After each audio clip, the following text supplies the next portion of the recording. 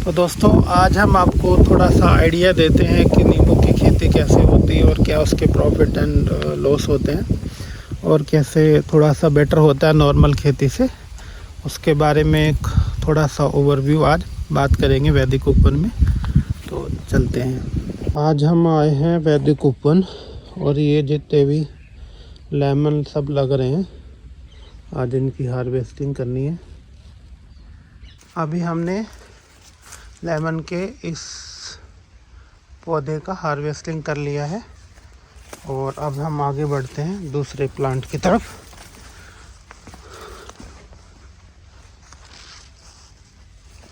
अभी ये है कीनू का प्लांट।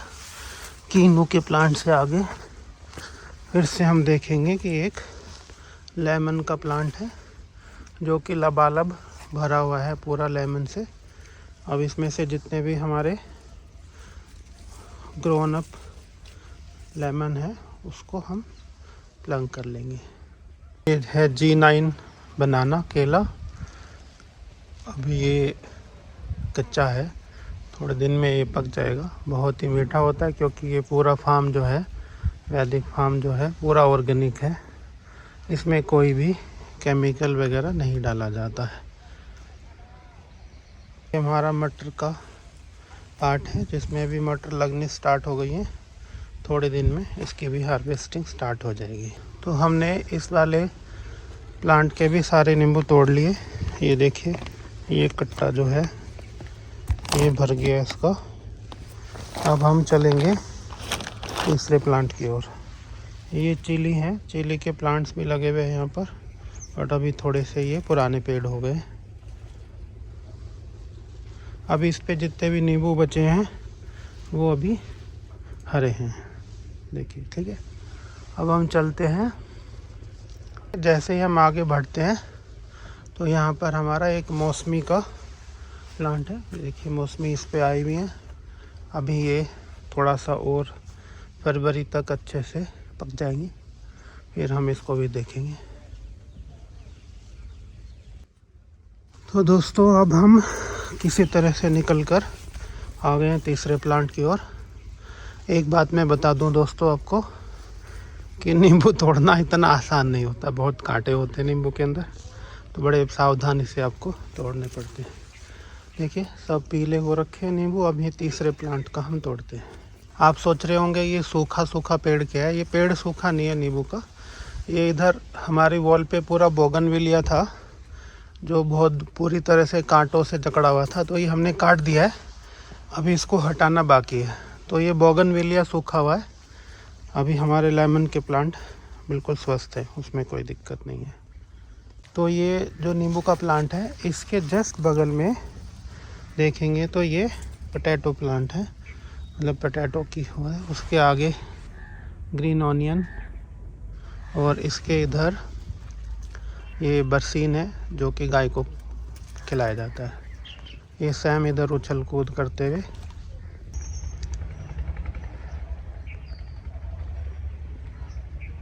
तो दोस्तों ये हमने तीसरे प्लांट से नींबू तोड़ लिए हैं और ये जो है ये बैग में है जो भी है। अब हम आगे के लिए बढ़ते हैं। ये हमारा फोर्थ प्लांट है नींबू का और ये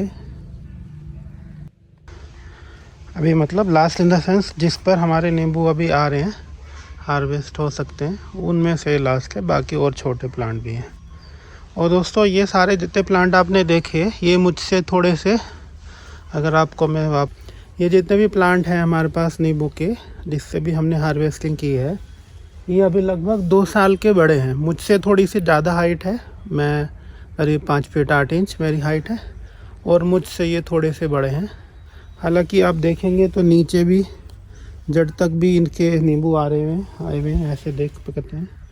हालांकि इसकी कटाई छटाई नीचे से होनी चाहिए थी जो हमसे नहीं हो पाई थी। अब इस बारी हार्वेस्ट करके इसको नीचे से काट देंगे ताकि नीचे झुकने में और नींबू तोड़ने में कोई प्रॉब्लम ना आए।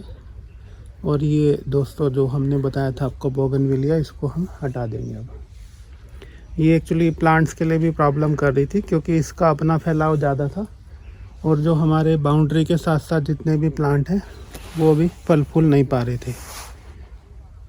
मटेरियल एक बैग में कर दिया गया है। ये जो है पूरा बैग भर गया है। ये बैग इतना है, तो ये जितना भी वेट होगा अभी हम इसको वेट चेक करेंगे। तो दोस्तों अभी हम आ गए हैं अपने दूसरे फार्म पे।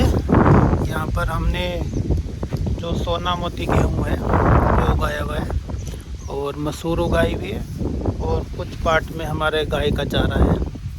तो अभी यहाँ पर हम खड़े हैं। आज जैसे हम नींबू की हार्वेस्टिंग कर रहे थे दोस्तों, तो उसके बारे में थोड़ी जानकारी दे दें।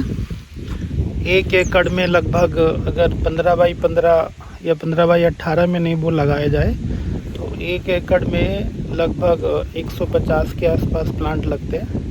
और अगर कुछ लोग आजकल 12 बाई 12 पे भी लगा देते हैं तो वो हो जाते हैं करीब 200 प्लांट। तो 200 प्लांट अगर लगा दें दोस्तों, तो आपके अगर एक नींबू से लगभग जैसे 3 साल के बाद में या 4 साल के बाद में उससे जो नींबू आते हैं वो 50 से 70 केजी के आसपास आ जाते हैं। और फुली ग्रोन अप 4 साल के बाद में लगभग आप मान के चलिए कि 70 से 100 किलो आ जाते हैं। तो अप्रॉक्सीमेटली अगर हम एवरेज पकड़ ले 70 केजी और 150 केजी के हिसाब से भी देखें तो करीब करीब आपका 6 लाख के आसपास में, अगर 1 आध लाख का खर्चा भी लगा लें तो भी आपके नींबू से इनकम हो जाती है। 1 एकड़ में करीब 6 लाख, 5 से 6 लाख के आसपास। और इसमें सबसे बड़ी बात यह है कि इसको ज़्यादा इसकी रखवाली वगैरह नहीं करनी पड़ती, क्योंकि जैसे खेतों में गाय वाय आती हैं तो गाय वगैरह इसको नहीं खाती है क्योंकि कांटे होते हैं। तो और इसको कोई चोरी भी नहीं करता इतना खास, कोई 1-2 नींबू तोड़ लेगा और काट, क्योंकि रात को तोड़ना भी आसान नहीं होता, तो इतनी आसानी से ये तोड़ नहीं पाता। तो ऐसे आप थोड़ा बहुत एक छोटा 1000-2000 गज में लगा के आप ट्राई कर सकते हैं। अगर आपके खेतों में, आपकी मिट्टी में ये अच्छा चलता है तो आप नींबू लगा सकते हैं। क्योंकि किसान को बाकी जो जनरल फसल है उसमें इतनी इनकम नहीं होती है। जनरली आप देखेंगे तो गन्ना ही एक पक्की फसल होती है। देखिए ये गन्ना है यहाँ पर, तो गन्ना एक पक्की फसल होती है। 1 साल में एक बार इसको हार्वेस्ट होता है और इसमें लागत बहुत होती है क्योंकि लेबर खर्चे आजकल बहुत हैं।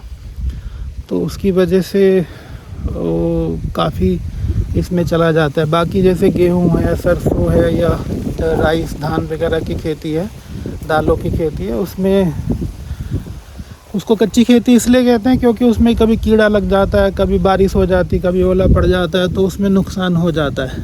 तो उसकी वजह से कई बार किसान खाली भी रह जाता है और इसीलिए आजकल खेती से लोगों का मोह भंग हो रहा है। तो थोड़ा सा डिफरेंट करेंगे तो अच्छा हो सकता है, क्योंकि नींबू अगर आप शहर के आसपास 100 किलोमीटर के दायरे में भी रहते हैं तो अप्रोक्सीमेटली 70 से 100 रुपये केजी के आसपास चलता ही रहता है। 50 तो मिनिमम मंडी अगर आज देखेंगे तो 52 रुपीज़ का दिल्ली का मंडी का रेट होता है। बट अगर आप नींबू में अच्छी बात यह है कि जो रेस्टोरेंट होते हैं, होटल्स होते हैं, उसमें आप कांटेक्ट कर सकते हैं, तो वहाँ पर आपके नींबू का डेली सप्लाई हो सकता है। तो क्योंकि वो उनको बल्क में ही यूज़ होता है, 5-7 किलो होता है और नींबू का उतना आपका कंजप्शन वहाँ पर हो जाता है। तो आपको मंडी में जाने की ज़रूरत नहीं है, क्योंकि मंडी से वहाँ पर रेट अगर जाएंगे तो 120 रुपये किलो के आसपास, जैसे 52 मंडी का रेट है तो 120 रुपये किलो का रिटेल में रेट मिल रहा है। अभी आप किसी को 100 रुपये में भी देंगे तो फिर भी आपको डबल रेट मिल जाता है। तो किसान के साथ ये भी एक प्रॉब्लम है कि वहाँ पर जो मंडी में किसान जाता है तो मंडी में उसको भाव लगभग आधा मिलता है और रिटेल में लोग प्रॉफिट उस पर ज़्यादा बना लेते हैं। इसकी वजह से किसान को जो एक्चुअल आय है वो नहीं मिल पाती। तो इसका सही तरीका यही है कि आप उसको कोशिश करें अपनी फसल को डायरेक्ट मार्केट में बेचें और नींबू में तो कोई केमिकल वगैरह डालने की ज़रूरत भी नहीं पड़ती है। जैसे हमारा नींबू एकदम से ऑर्गेनिक है, उसमें कुछ हमने ना हम कोई केमिकल खाद डालते हैं, DAP, यूरिया या फिर कोई भी। हम गाय का गोमूत्र से, गोबर से बनाकर उसमें जीवामृत डालते हैं, और स्प्रे हमने कोई भी नहीं किया। लेकिन फिर भी हमारे नींबू का जो स्मेल देखेंगे आप तो बहुत अच्छी होती है, और उसमें से जो फ्रेगरेंस है और उसका जो जूस है वो काफ़ी जूसी नींबू होता है। तो दोस्तों यही था आज वैदिक उपवन में नींबू की हार्वेस्टिंग का आज हमने किया है। कोई आप कुछ पूछना चाहते हैं कभी आप तो ज़रूर बताएं। धन्यवाद। राम राम।